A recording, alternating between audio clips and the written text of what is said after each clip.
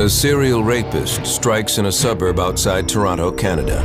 The nature of the beatings, what the victims had endured, clearly told us that we're dealing with a sexually sadistic offender.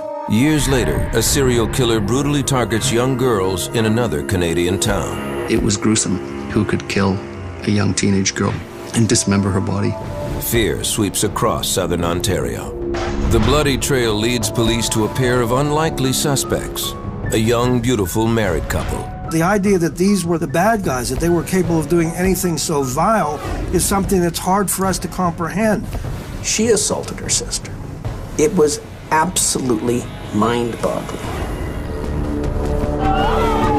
It's the most sensational and probably one of the most sinister cases in Canadian history.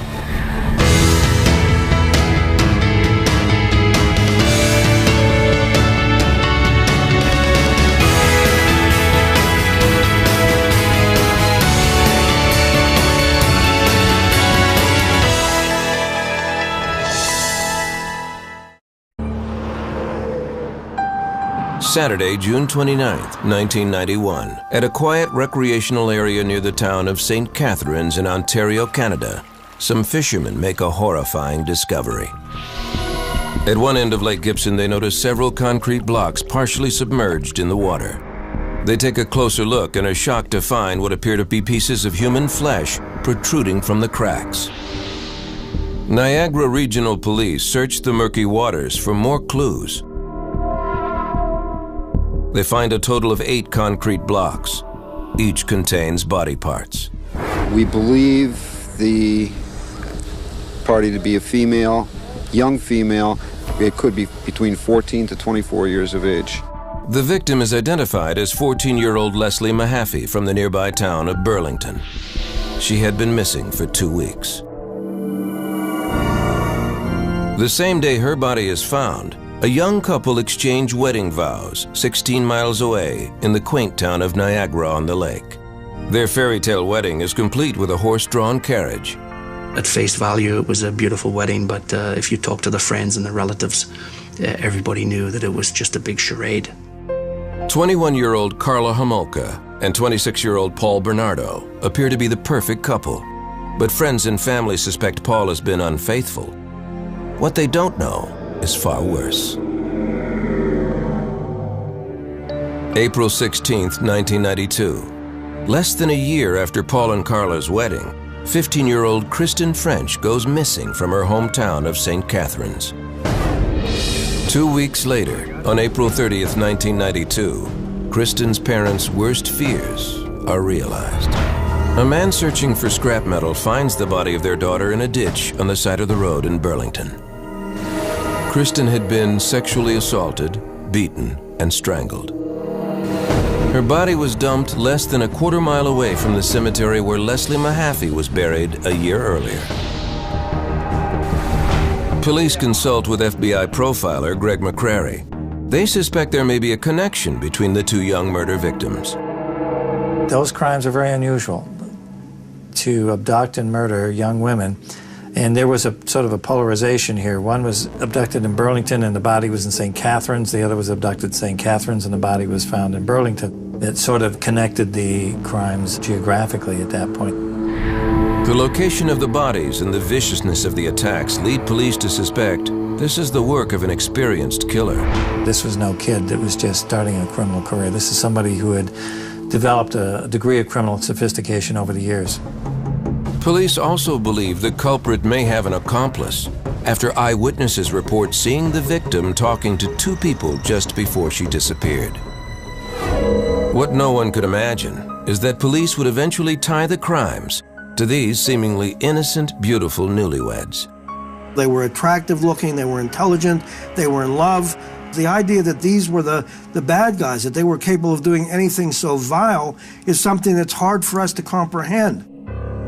Paul and Carla would be linked to not only the murders of Leslie Mahaffey and Kristen French, but also the killing of Carla's own sister and the rapes of more than a dozen other women in southern Ontario. Their story would generate headlines around the world about the systematic failure of police to catch them and the couple's intense obsession with each other. When Carla Homolka first met Paul Bernardo, she was a 17-year-old high school student who worked part-time at a pet store. He was 23, training to be an accountant, and would soon graduate from the University of Toronto. October 17, 1987, Carla is attending a pet food convention in the town of Scarborough outside of Toronto. She and a coworker are having a late-night snack in a hotel restaurant when Paul walks in. As soon as Paul Bernardo walked in the door and laid eyes on Carla Homolka, there was, as the friends describe it, there was electricity in the air. It was love at first sight or lust at first sight, whatever you want to call it. Paul stands over 6 feet tall with boyish good looks and captivating charm. Carla is immediately attracted to his handsome appearance and his outgoing personality. Within hours, they are in her hotel room having sex. My sense is that Carla was extremely insecure and was looking for a strong man. Their intense attraction will eventually spiral out of control with horrific consequences. They call it a match made in heaven, but in this case, it was clearly a match made in hell.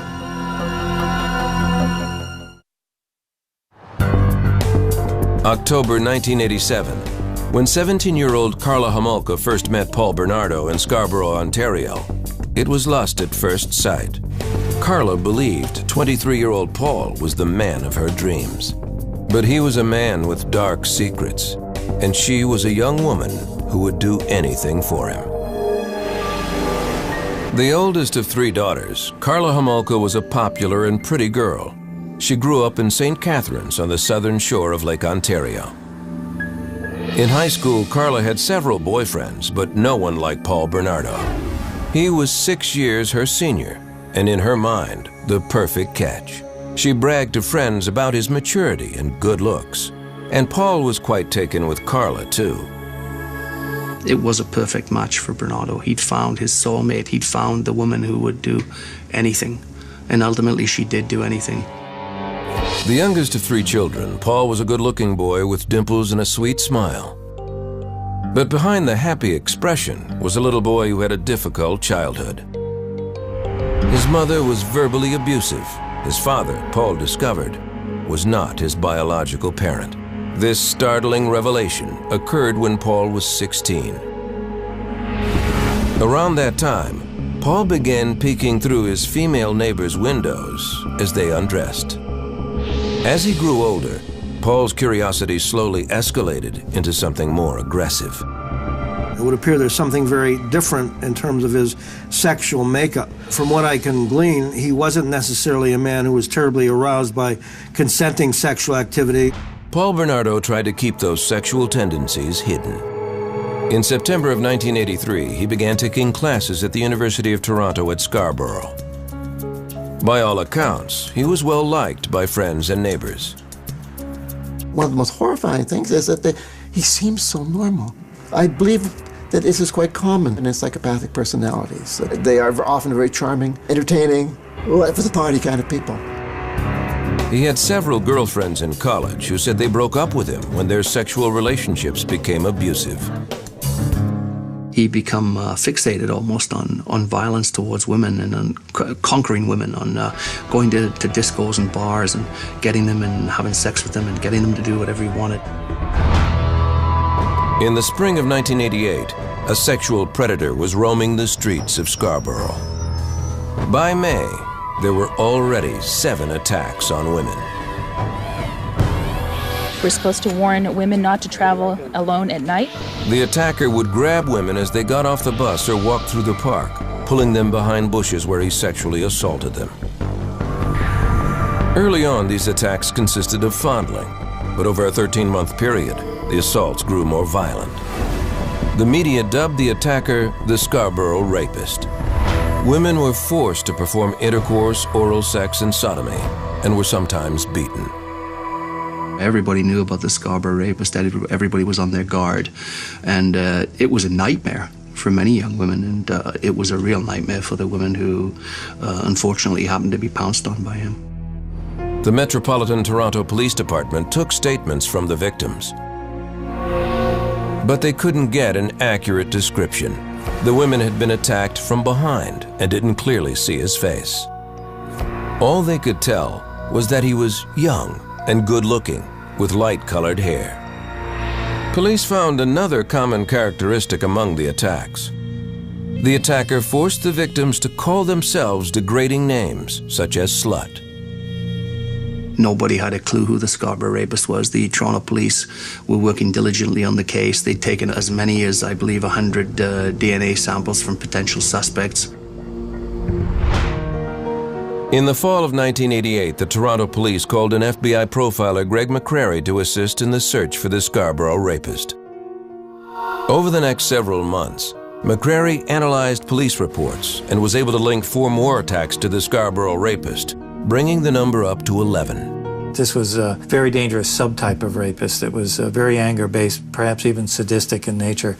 They're rare, but they're very, very dangerous offenders. McCrary's concerns grew as the assaults became more serious. Not only were these women being brutalized, but we felt we're on the verge of perhaps this thing moving over the line into homicide, and that's what had everybody's attention. When one sees a serial rapist, there is a high probability that they're being driven by a sexual drive that's been misdirected, and that they are going to continue to be driven in that fashion unless we intervene through catching them. Special Agent McCrary developed a description of someone he thought police should be looking for. We felt this was more of a high-functioning, intelligent, psychopathic, sexually sadistic sort of offender. And he lives in the Scarborough area in a dependent situation, probably with family members. Early 20s, has a violent relationship with women, even women that he's in a relationship with. When Paul Bernardo and Carla Homolka first met in the fall of 1987, there had already been 3 attacks linked to the Scarborough rapist. Carla never suspected the man she was falling in love with could be linked to such brutal crimes. At first, Paul Bernardo showered her with flowers, with gifts, and treated her really well. He was a considerate person. He was a considerate lover. He was a nice guy. And she flaunted him something fierce. Paul and Carla's relationship quickly intensified, both physically and emotionally. Over the next year and a half, Paul drove to St. Catharines to visit Carla several times a week, an 80-mile trip. Her family adored him and wasn't concerned with their 6-year age difference. Like 19-year-old Carla, her parents thought Paul was a perfect catch. In the spring of 1989, Carla graduated from high school. By the fall of that year, Carla was telling friends that Paul had been verbally abusing her, but she was always quick to forgive him. That December, Paul and Carla took a romantic trip to Niagara Falls. There, he asked her to marry him. She eagerly accepted. To her parents, he seemed like an excellent choice for a husband. He was good looking. He had ambitions to be a rap singer. He'd been trained as an accountant, had a degree from the University of Toronto. Certainly he had all the credentials to be a dream son-in-law. They set a wedding date for the spring of 1991. May 29, 1990, police released a composite sketch of the Scarborough rapist to the media. The composite sketch came out about the time we were doing the profile. One of the victims got a pretty good look. When the sketch was released, friends of Paul Bernardo were stunned by what they saw. Paul Bernardo's best friends had in fact contacted Toronto police and said, this artist's concept is a ringer for Paul Bernardo.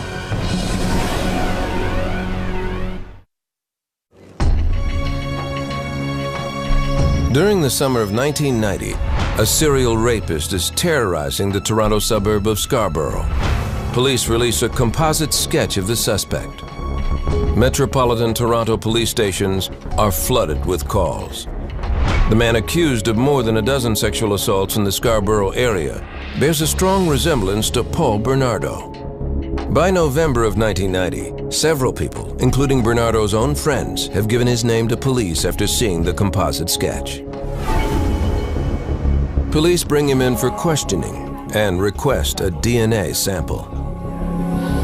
The sample is sent to the Center of Forensic Sciences in Toronto, where it is put on a shelf with hundreds of other samples waiting for testing. keep in mind that DNA still, even at that time, was relatively new. It isn't what it is today. There's all sorts of different technology today that we can get DNA readings very, very quickly. Around the time of Paul's questioning by police, he moves from Scarborough to St. Catharines. He and his fiancée, Karla Homolka, live with her parents until they can get a place of their own. The sexual assaults in Scarborough suddenly stop, but a rash of incidents begin to occur in the St. Catharines area. Karla and her family never suspect Paul. They adore him, especially Karla's 15-year-old sister, Tammy, who looks up to him as a big brother. But soon she becomes the target of his deviant urges.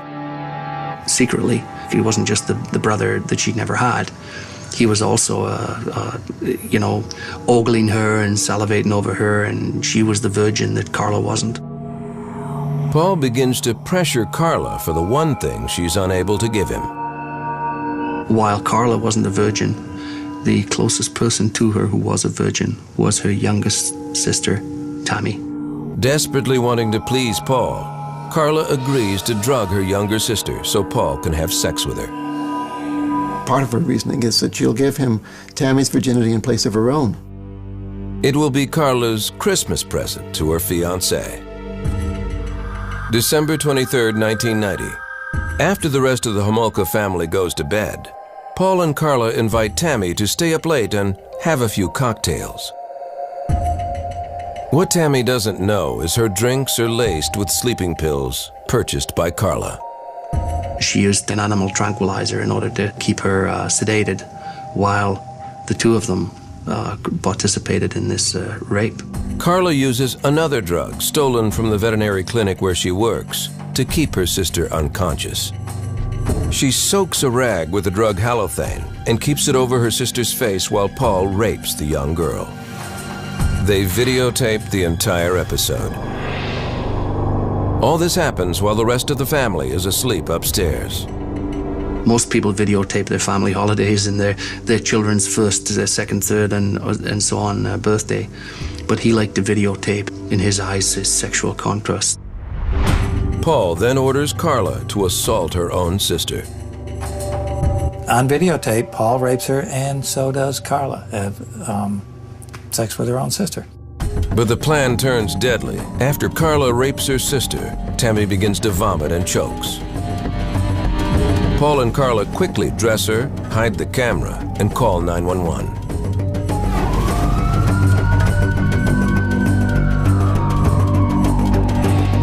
When paramedics arrive, the couple says they had tried to revive Tammy after she passed out from drinking. Tammy is taken to the hospital, where in the early hours of Christmas Eve, she is pronounced dead. It never crossed anybody's mind that her own sister had participated in the killing.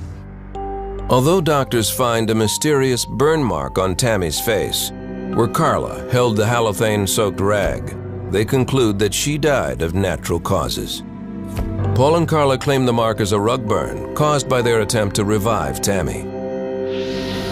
Karla's parents view the death of their youngest child as a tragic accident, something that could happen to any teenager. Everybody kind of took it at face value, so to speak, and wow, accidental death. Kids do drugs, kids drink. How unfortunate, how tragic. A month later, Karla and Paul move out of the Homolka house and into their own home. They move into this two-story bungalow in Port Dalhousie, a small town near St. Catharines. On the outside, they appear to be the perfect couple, but behind closed doors, Paul begins to turn his aggression on Karla. He teases Karla that he is the Scarborough rapist and begins physically abusing her. Any thoughts Karla has of leaving Paul are diminished by her insecurities and fear that he will tell her parents about her involvement in Tammy's death. In this particular case, we have a man who is a serial rapist who meets up with a woman who ultimately ends up participating in further acts of sexual abuse, and ones that are even far more serious. Paul Bernardo had given a DNA sample to police more than 2 months earlier, but it still hadn't been tested. Anytime offenders come into contact with the police and they don't end up in handcuffs, they're emboldened. They think they're better, smarter than the police. June 15, 1991. 2 weeks before Carla's dream wedding, Paul wakes her up in the middle of the night with a surprise, a young girl, 14-year-old Leslie Mahaffey. He had abducted Leslie from her own backyard, luring the teenager into his car with a cigarette. Paul intends to keep Leslie as a sex slave, but her true fate will be far worse than anyone could imagine. June 15, 1991, Port Dalhousie, Ontario. In the middle of the night, Paul Bernardo wakes up his fiancée, Karla Homolka, with a surprise. With him is 14-year-old Leslie Mahaffey, a young girl whom he abducted and intends to keep as a sex slave. Together, the couple holds the young girl captive in their home, repeatedly assaulting her, all the while recording the attacks on videotape. After less than 24 hours, they strangle her, then cut up her body and encase the pieces in concrete blocks before dumping them in nearby Lake Gibson. It is 2 weeks before their wedding. Well, clearly the relationship between Paul and Karla was a very destructive one. These are two people that fed into one another and encouraged and supported one another, would appear, in doing things that were just, in some sense, unspeakable. On June 29, 1991, Paul Bernardo and Karla Homolka exchange wedding vows before more than 100 friends and family members. On the same day as their fairy tale wedding, fishermen discover the dismembered body of 14-year-old Leslie Mahaffey, encased in concrete blocks. The details of the young girl's murder send shockwaves through the region. It was gruesome. I mean, when you imagine not only who could kill a young teenage girl, but who could dismember her body and dispose of it in such an ugly and heinous way.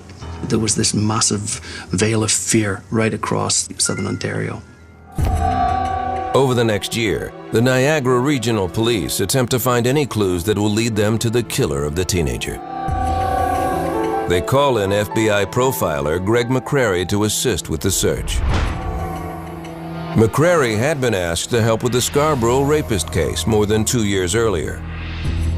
But he has no reason to think those rapes are connected to the murder of Leslie Mahaffey. Toronto police also don't make the connection to the rash of incidents in St. Catharines, so that information is not brought to McCrary's attention. I wish I had made that connection. I had no idea there were other rapes going on up there at the time either. Had I known that, I don't know, maybe that would have clicked for me. While the Niagara Regional Police look for clues to Leslie's murder, Karla Homolka settles into her role as a wife. But she finds that marriage has not quenched her new husband's thirst for virgins. In fact, Paul's deviant sexual demands escalate. After they were married, Paul demanded that Karla get some of her sister Tammy's best friends around to the house because he wanted to drug them in the same way that they drugged Tammy. Over the next year, Karla entices several young girls into their home. The newlyweds drug and sexually assault the girls. But unlike Karla's sister Tammy, these girls survive, regaining consciousness with no memory of the assaults. Some of these attacks are videotaped. He was obsessed with making himself into a star. It was very important for him to keep trophies or mementos that would confirm how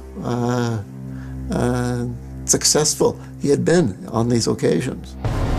With Karla's knowledge, Paul also continues to stalk women throughout the Niagara region. On April 16, 1992, Paul and Karla take an afternoon drive with the intent of bringing home a new sex slave. They are only a few miles from their own house when the couple spots 15-year-old Kristen French walking home from school. They turn into a church parking lot and wait for the girl to pass by. Karla was sitting in the passenger seat of Paul's Nissan, and she said to Kristen French, "Excuse me, could you help us with directions?" And she had a map out. And poor Kristen had no idea what was about to happen to her. The couple shoves Kristen into the car and drives the short distance back to their Port Dalhousie home. It is not long before Kristen French is reported missing. local police begin to investigate. We have no doubt from eyewitnesses that Kristen was abducted from that parking lot. Witnesses tell police they saw the girl with two people in the church parking lot. They also report seeing the three drive away in a beige Camaro. In response to public fear about an attacker on the prowl, the Niagara Regional Police put together a team of investigators called the Green Ribbon Task Force. They examine eyewitness accounts about a beige Camaro and reconnect with Special Agent Greg McCrary. It was a big hunt for this beige Camaro. Eyewitnesses were rock solid about seeing this beige Camaro. Police do not know at the time that this is a false lead. Paul Bernardo drives a gold Nissan. It's always a dilemma for law enforcement because we know eyewitness identification. It's been shown time and time again to be faulty. But you've got people witnessing the abduction and describing the car. You've got to go look for that car. The media begin to link the disappearance of Kristen French with that of Leslie Mahaffey 1 year earlier. I'd been a reporter for maybe 15 years at the time, and all of my instinct, all of my experience told me that this was really bad, that this was going to be a major, major story. Kristen's father appears at a press conference, offering hopeful words to his only daughter, should she be watching. We want to know that we are thinking of you and that everything can be done is being done. And we'll get you back real quick. Greg McCrary develops a profile of the suspect. I described him as being a white male in his late 20s, probably with a history of sexually violent crimes, a history of domestic violence. He would beat his domestic partners. Based on eyewitness reports that there were two offenders, McCrary hopes that maybe he can get through to one of them.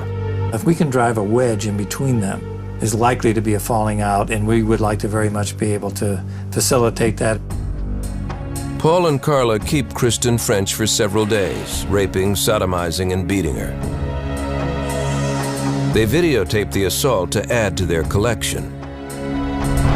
Finally, they strangle her.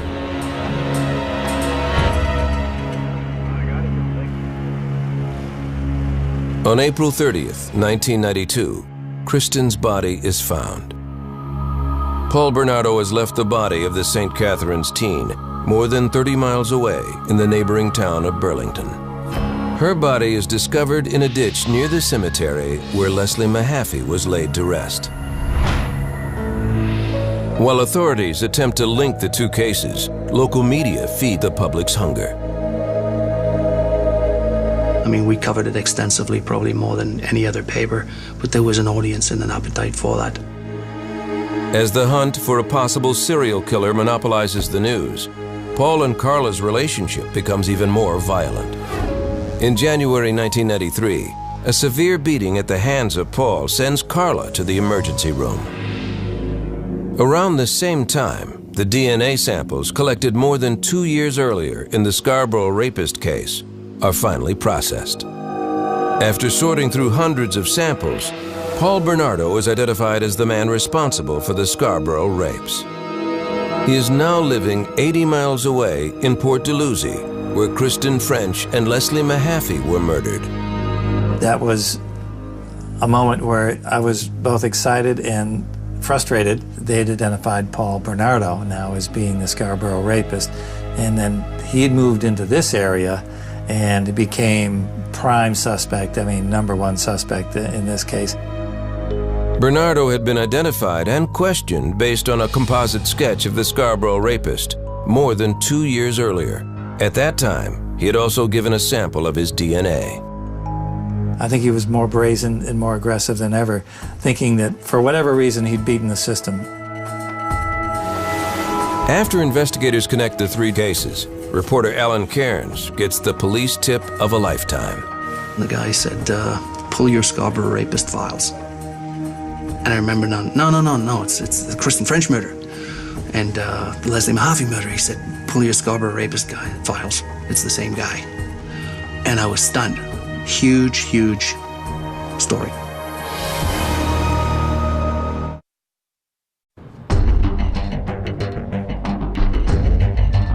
January 1993, Port Dalhousie, Ontario. Paul Bernardo and Carla Homolka get into a violent fight, landing her in the hospital with severe injuries. Paul had attacked Carla with a flashlight, leaving her with 2 black eyes, a broken rib, and severe bruising. After less than 2 years of marriage, she decides to move out. Around that same time, Toronto police contact Carla to discuss the DNA results of the Scarborough rapist case. After more than a 2-year delay, officials have identified her husband Paul Bernardo as the Scarborough rapist. Police suspect there may be some connection to the murders of Kristen French and Leslie Mahaffey, but have few leads. To question Carla, they bring along members of the Green Ribbon Task Force, the team investigating the murders of the girls. She thought to interview her about the domestic assault. In my opinion, they handled that interview exactly right because they didn't accuse her, they didn't overstep the bounds, but just by having Green Ribbon Task Force investigators there, that message was being communicated to her.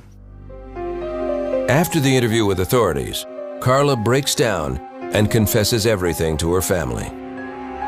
She is afraid police already know or are close to discovering the couple's terrible crimes. On her parents' advice, Carla gets an attorney and tells him that Paul is the Scarborough rapist. She also admits to their being involved in the deaths of Leslie Mahaffey, Kristen French, and her own sister, Tammy Homolka. Carla holds the key to putting away one of Canada's most notorious serial rapists and killers. But she will only agree to testify against her husband in exchange for a reduced sentence for herself. Her attorney began to cut a deal, and that, of course, was of tremendous interest, to all the investigators, being able to shed some direct light on these murders and what was going on. Carla makes a full confession to police. She confirms that Paul is the Scarborough rapist, then places complete blame on him for the deaths of all 3 girls. She says that Paul forced her to be a part of the attacks against her will. Carla also tells them that all the physical proof they need is in the couple's house, on video. When it came together, it was the aha moment. It's the, it makes perfect sense now. That you could see that escalation, the escalation that we dreaded early on in the Scarborough rapes. Word quickly spreads that there's been a break in 3 of Canada's biggest unsolved criminal cases: the Scarborough rapist and the murders of Kristen French and Leslie Mahaffey. Police know they have to move fast before Paul Bernardo tries to make a run for it. February 17, 1993, police arrest Paul Bernardo. Investigators begin searching his Port Dalhousie home. I will confirm for you this morning that we have obtained the search warrant. We entered the premise and began our work. During a 71-day search, police cannot find the videotapes, which Carla claims show the attacks on Leslie, Kristen, and Tammy. Carla's word is all prosecutors have to go on if they want to move forward and press charges against Paul Bernardo. Given her extensive knowledge of the crimes and her willingness to testify, Carla's attorney is able to arrange a plea agreement with prosecutors. They made a deal with Carla Homolka because they had no choice. They did not have direct evidence linking Paul Bernardo to the murder victims. In exchange for her testimony against her husband, Carla receives a reduced sentence for her involvement in the murders. The deal is kept secret from the public. June 28, 1993. Carla appears in court to face the charges against her. Although reporters are allowed in the courtroom, they are only allowed to report on the charges and a sentence. This restriction is uncommon in Canadian courts and frustrates many reporters. The publication ban actually spurred the media to write even more about what they didn't know, to write even more about their unanswered questions, and to stir up public indignation about the public right to know being denied. It suddenly dawned on us how big this case was and how brutal and how awful and how psychologically twisted this case was. In court, Carla's attorney portrays her as an abused wife, forced to participate in her husband's criminal activities. Carla is convicted on manslaughter charges stemming from her involvement in the murders of Kristen French and Leslie Mahaffey. She receives 2 12-year sentences. The terms are to be served concurrently. She had received what everybody thought was described as the deal of the century. What she had participated in, though, was not generally known publicly.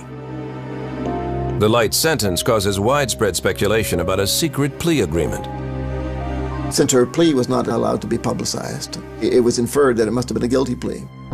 According to the government, the plea agreement and the full facts of the case are being kept secret to ensure a fair trial for Paul Bernardo. The public is divided about being left in the dark. Hear no justice, see no justice, speak no justice. The law's an ass. All we need to know is that justice is served. We don't need to know what the girls went through. Karla Homolka is sent to Kingston Prison for Women. In August of 1993, while in prison, Karla files for divorce. The next time she will see Paul is in court, testifying against him. It is then that the full shocking details of the couple's crimes will be made public. The interest in this case was not sparked so much by the brutality of the murders. It was essentially fed by disbelief that such an attractive man and such a beautiful young girl could team up and be involved in something so bad. I mean, the Americans coined them Ken and Barbie. And, you know, there was something to be said about that. Ken and Barbie's darkest secrets will soon be revealed when the couple's missing videotapes finally surface.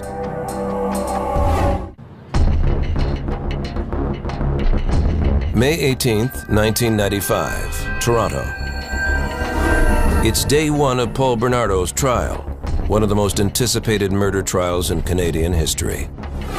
People line up for blocks to try and get a seat inside. Scarborough native Paul Bernardo pleads not guilty to 9 charges in connection with the deaths of Leslie Mahaffey and Kristen French, including kidnapping, unlawful confinement, aggravated sexual assault, and murder. His now ex-wife Karla Homolka is already doing time in prison for her participation in the crimes. After agreeing to testify against Paul, Karla is serving a 12-year sentence. Inside the courtroom, the day begins with some powerful new evidence for prosecutors. 6 videotapes found in the couple's home. That was the first time that they had direct evidence against not only Paul Bernardo but Karla Homolka. Much to everyone's surprise, the tapes reveal a very different version of events. Karla had misled authorities about her involvement in the crimes. On the videos, she is seen fully participating in the attacks. Had the tapes surfaced earlier, they may have affected her infamous plea deal. The tapes were crucial evidence. They were the smoking gun. On one tape, Karla is seen raping her own sister. She assaulted her sister, captured on videotape. The idea that one sister would offer up a younger sister as some sort of a present without a gun being held to their head seems bizarre in the extreme. It was absolutely mind-boggling. In court, the defense maintains that any crimes committed by Bernardo stopped short of murder. We had this sort of history to work on, that all of his sexual assaults, the women had lived. It was only when he was in this very close interaction with Karla that they didn't. Paul Bernardo insisted right from the beginning, and I'm sure does to this day, that he was not the killer and that Karla was. On June 19, 1995, Karla Homolka goes to court to testify against her ex-husband. She tells the court that she is a victim and that Bernardo was the mastermind behind all 3 murders. On cross-examination, the defense plays the videotapes, which clearly show Karla's participation in the assaults. She uses battered wife syndrome as her explanation, a claim sharply disputed by Paul's attorney. I'm not suggesting for a moment that she was not abused by him. What I'm saying is that she could not be classified as a person suffering from a battered spouse syndrome. I think in battered spouse syndrome that we're talking about people having tremendous psychological abuse. As I see it, she was more of an accomplice in these horrible crimes than a victim of these crimes. Paul Bernardo's trial lasts nearly 4 months. In an effort to spare the families more grief, the judge allows the jury to see the graphic videotapes, while the public is allowed to hear only the audio portions. Professionally speaking, I was disappointed that we didn't see the tapes. Personally speaking, I'm glad we didn't see the tapes. The audio reveals Paul Bernardo's modus operandi, as used in the Scarborough rape case. He got them to repeat over and over and over again that they'll do anything he wanted, that he's the king. After hearing the testimony of 86 witnesses, the jury of 8 men and 4 women deliberates for 8 hours before reaching their verdict. September 1st, 1995. 31-year-old Paul Bernardo is found guilty of all 9 charges against him, including 2 counts of first-degree murder for killing 15-year-old Kristen French and 14-year-old Leslie Mahaffey. The parents of both girls are pleased that Paul Bernardo is behind bars, but their nightmare isn't over. Only the trial is over. Leslie is still not coming home. Paul Bernardo is sentenced to life in prison with eligibility for parole in 25 years. After his conviction, he also confesses to the manslaughter of Carla's youngest sister, Tammy, and the sexual assaults of 14 other women in the Scarborough area. Those admissions lead the judge to declare him a dangerous offender, meaning he will likely spend the rest of his life in jail without the chance for parole. The controversy sort of rages around, was Carla given too light a sentence? Did she get off on this thing, so to speak, get off way too lightly? And that's certainly the opinion of a lot of folks, that she is. I have my concern that she may be more psychopathic than Paul. Even though Karla Homolka misled authorities about her role in the assaults, prosecutors decide not to challenge the plea agreement. The decision, they say, is final. I'm not a lawyer, but as I understand the law, once the deal was cut in Canada, they had to honor the deal. Carla's plea deal becomes known as one of the worst in Canadian history.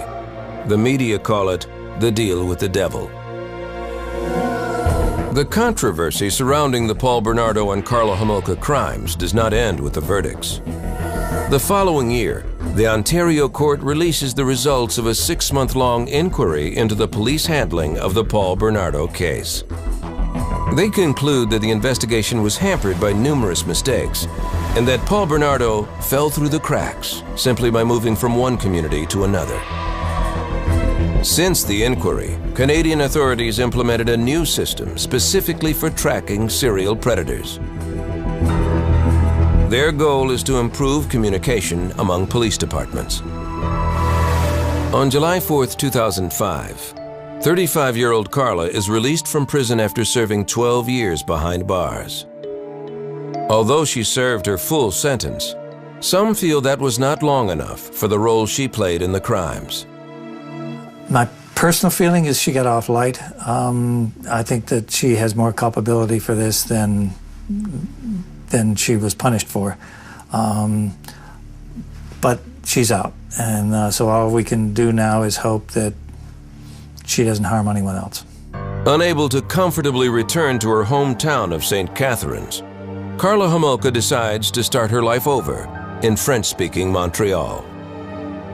She could come out in Quebec, basically an unknown person, and she could get on with her life and become a normal person, and that's exactly what she's tried to do. Karla says she still has nightmares about the girls and feels remorse for what she did. She should be scrutinized. She shouldn't just be allowed to, ride off into the sunset. In February of 2007, less than 2 years after her release from prison, Karla Homolka gave birth to a baby boy. Karla Homolka has a tough life ahead. How do you deal with what happened there? And how on earth is she going to break it to her child? What happened? She's out there in the community, and so we all, not only for her sake, but for all of our sakes, have to hope that she's going to do well. From my perspective, she had served her sentence. It was she's entitled to be released, and she's entitled to go about her life as best she can, and that's the way this system is. Would I want her living next door? No.